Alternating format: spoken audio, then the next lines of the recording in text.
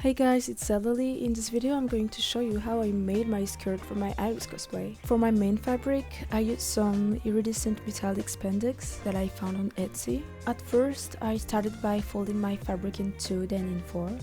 To create your silk skirt, all you need to do is take your waist measurements plus seam value divided by 6.28.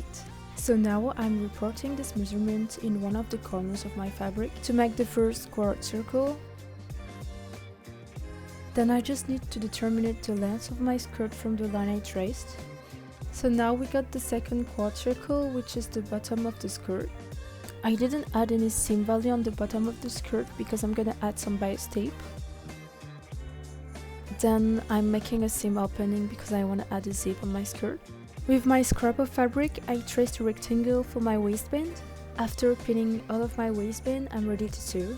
I'm changing the needle of my machine with the jersey needle because my fabric is very stretched. For the zip, I'm using a normal zipper, but you can also use an invisible zipper if you want. I'm gonna try to explain very quickly how I sewed my zip.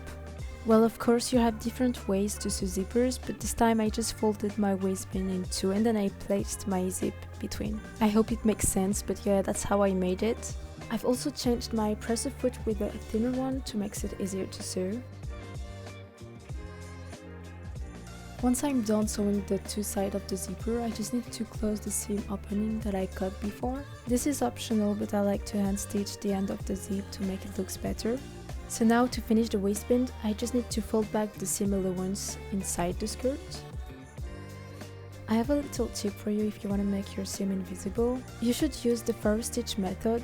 So basically all you need to do is sew inside the previous stitches so you get an invisible seam all the way around. As you can see, the waistband is finished, and as I said, it's literally invisible, you can't even see the seam. Also, don't forget to open your seams with an iron.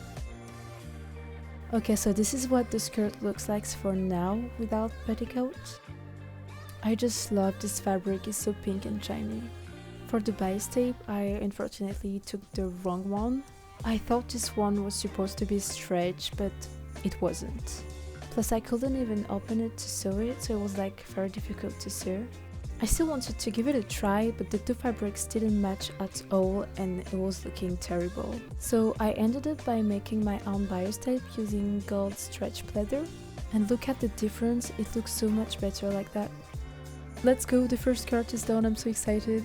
So now for the white skirt, I did the exact same thing except for the waistband. And for the fabric, I used some white spandex from the same shop. So for this skirt, I didn't have to add a zip because it was stretched enough. This is the final look of the skirt. I know that the video was fast, but I really hope that you guys enjoyed.